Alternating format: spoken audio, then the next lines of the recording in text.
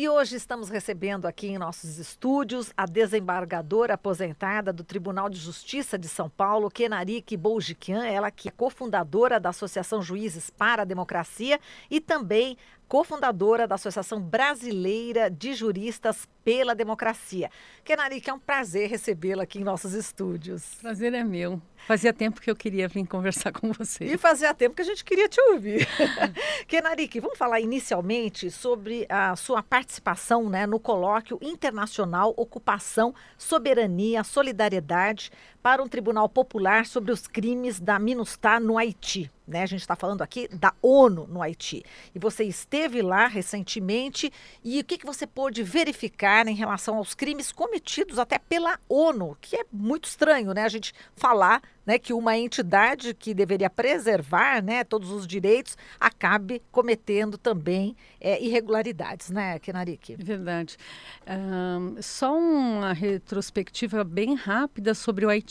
Em 2004 começa a ocupação pela ONU, né, após o sequestro pelos Estados Unidos do então presidente, e durante todo esse período, que foi de 2004 a 2017, o país ficou gerido pelas forças internacionais. Em 2010 ocorre um terremoto. Aí, a partir desse terremoto, a ONU encaminha mais delegações de diversos países para ajudar na situação que se colocou pós-terremoto. Ocorre que eles enviaram tropas nepaleses e no Nepal, na época, já havia a cólera. Mas no Haiti nunca teve cólera. Era um país isento de cólera, segundo todos os estudos que existiam até então. Ocorre que no Haiti não há uma infraestrutura de saneamento, etc. Tá, o fato conhecido por todos, inclusive pela ONU, e encaminham pessoas sem o menor cuidado. Então as pessoas foram para lá, os soldados nepaleses, sem nenhum exame, sem nenhuma avaliação, sem nada. Chegando lá, eles ocupam um determinado espaço e jogam todo o material de higiene, vamos dizer assim, ao rio. Sendo que o povo do Haiti utiliza a água que vem desse rio. Então, em curtíssimo período de tempo, eles que foram contaminados pela cólera. Os exames foram feitos e é a mesma origem do que atacou os haitianos vem do que atacava os nepaleses.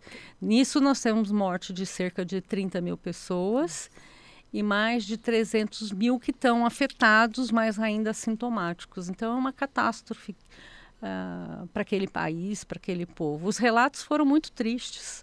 Ouvi os familiares das vítimas dizendo das condições, a mãe relatando, meu filho teve, eu tinha que levar ele para um hospital, o hospital ficava a não sei quantos quilômetros, lá eles não têm uma rede de transporte, é tudo muito precário e muito sofrimento que eles carregam até hoje. E o pior é assim, é o que você falou da violação, né? Porque se a violação ocorreu e não foi assim de propósito, vamos dizer, né? Sim. Não é, o objetivo não era matar o povo do Haiti, mas se ocorreu, a obrigação é você reparar. E isso é que não foi feito até hoje. A ONU ainda não se responsabilizou efetivamente pelo que fez, pela morte dessas pessoas e pelas consequências sociais que isso leva para um país. Então, há medidas para reparação que são necessárias e urgentes.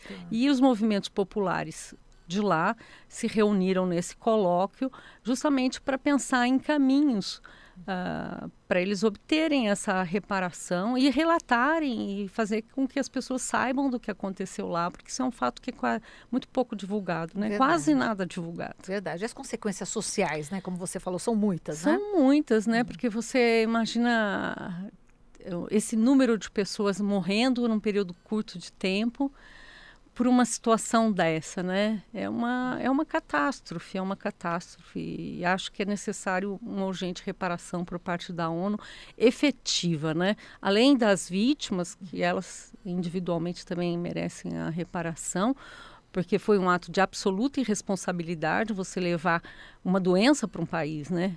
uma doença inexistente naquele país. E é possível fazer através de forma indireta, né? Porque essa história não tem um conserto, para se dizer assim. Não tem como. A cólera já está no Haiti, né? Trazida pela ONU. Mas é possível reparar, pensar em, por exemplo, a atuação na área de saúde, que a ONU poderia fazer, saneamento, enfim, conversar com aquela sociedade, com aquelas pessoas que estão sofrendo diretamente essa situação, para ver o que é possível melhorar de alguma forma. Entendi, Kenarique. Então, quer dizer, além das pessoas adquirirem cólera, elas têm dificuldades em fazer o tratamento. Quer dizer, um investimento na saúde, no saneamento básico, como você falou, seria de suma importância neste momento, sim, né? Sim, é absolutamente necessário que se repare uma situação que foi criada pela própria ONU. Isso é o princípio. Há uma questão de saúde muito séria, né, no país. E as formas de reparação que existem são várias. Uma delas, e essa é fundamental, é levar aportes financeiros para o país para que essa questão de saúde possa ser enfrentada para o futuro. Enfim, o passado ninguém vai recuperar. O que se pode fazer é cuidar do futuro. E a ONU tem que fazer isso quanto antes. Agora, você falou num ponto importante, né? Quase ninguém está sabendo sobre isso. O papel da mídia, né, é fundamental, né, Kenarique, nesse caso e tantos outros, mas nesse caso realmente existe aí uma lacuna, uma responsabilidade, né, dos meios de comunicação. Eu creio que sim. O país é invisibilizado, né?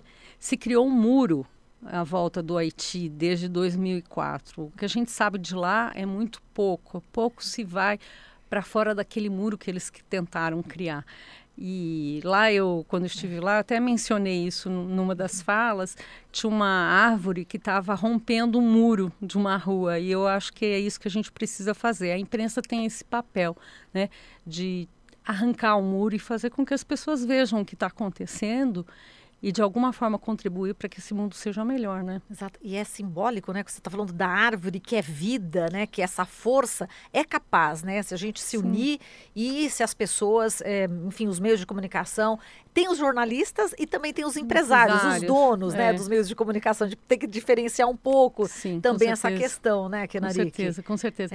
Mas eu creio que sim, existe uma responsabilidade nisso tudo, né? Da informação, porque como nós aqui do Brasil vamos saber do que acontece lá ou em outros lugares, se nós não tivermos essa informação através de uma imprensa séria e comprometida com os fatos reais, porque ninguém não falou quase nada de tudo isso. Eu mesmo fiquei sabendo só recentemente de toda essa situação. E fiquei muito indignada com tudo isso. E quando você ouve os relatos, quando você vê a situação, vê como o mundo pode ser perverso, né? Como pode ser perverso com a humanidade, com a própria humanidade. Exato. E foi isso que aconteceu. A ONU, acho que mais do que nunca, precisa assumir os seus atos. Sim. E isso é necessário com urgência. E a ideia desse colóquio era tentar ver como era possível, que caminhos a gente podia ter para que isso venha a conhecimento maior e que a ONU efetivamente cumpra esse papel. Teve um documento final, algo assim, para pressionar a ONU?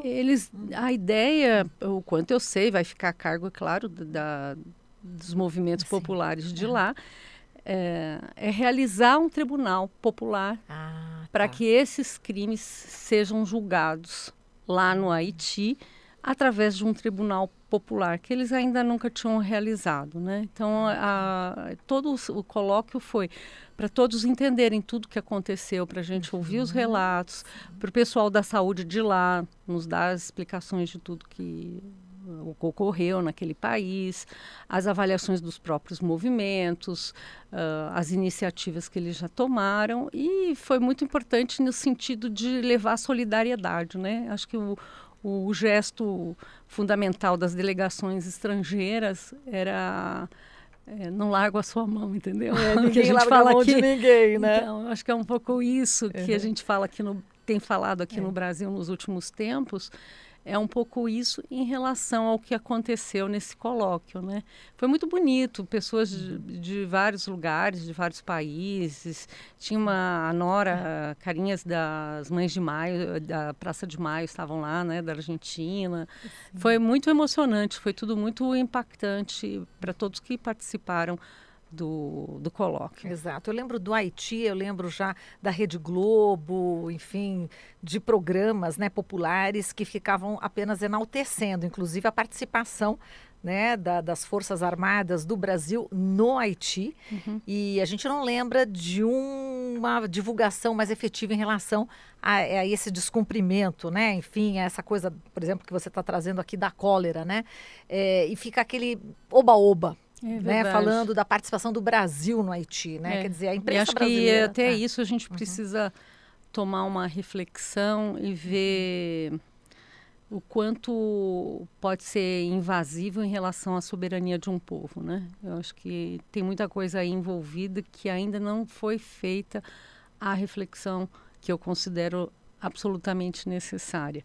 Não acho normal um presidente ser sequestrado, de nenhum país, especialmente quando não havia assim nada que se pudesse afirmar concretamente de risco às pessoas, enfim.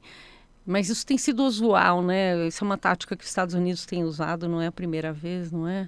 E espero que seja a última, mas tem sido uma frequente essa intromissão na soberania dos povos, né? Acho que de alguma forma isso também aconteceu no Haiti, infelizmente. Estamos conversando aqui com a Kenarik Boujikian, ela que é desembargadora aposentada do Tribunal de Justiça de São Paulo, ela que esteve no Haiti neste colóquio, representando a Associação Brasileira de Juristas pela Democracia. Ela foi cofundadora dessa associação e também cofundadora da Associação Juízes para a Democracia. A gente volta já já com a Kenarik.